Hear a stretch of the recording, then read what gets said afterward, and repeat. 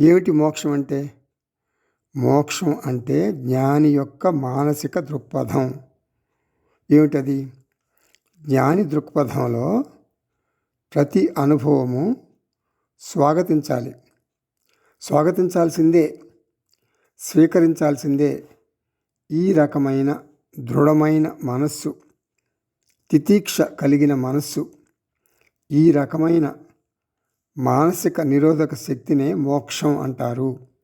పరిస్థితులు జ్ఞాని ప్రవర్తనను మార్చలేవు. ఏమిటి జ్ఞానితత్వం?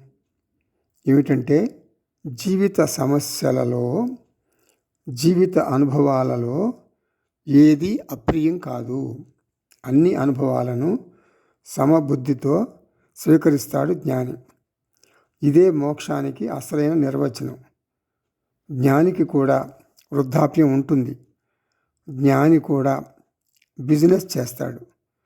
ఎన్నో సమస్యలను అందరిలాగానే ఎదుర్కొంటాడు. పనివాళ్ళు దొరకరు. మంచి వర్కర్లు రిజైన్ చేస్తారు. అందరికీ ఉన్న సమస్యలే జ్ఞానికి కూడా ఉంటాయి. అయినా ఆత్మజ్ఞాని జీవితం ధన్యం.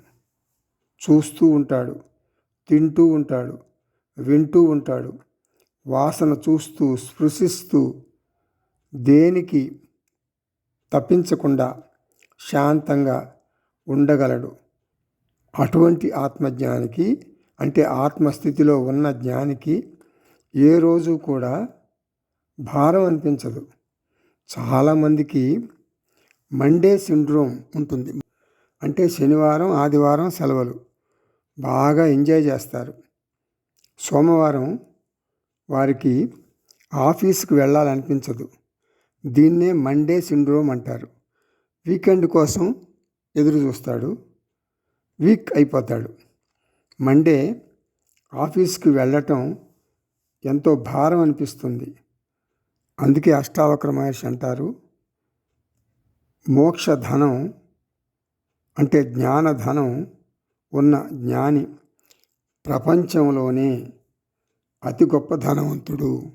మోక్షధనం అంటే జ్ఞానధనం ఉన్న జ్ఞాని ప్రపంచంలోనే అతి గొప్ప ధనవంతుడు, అదృష్టవంతుడు కూడా అంటారు అష్టావక్ర మహర్షి.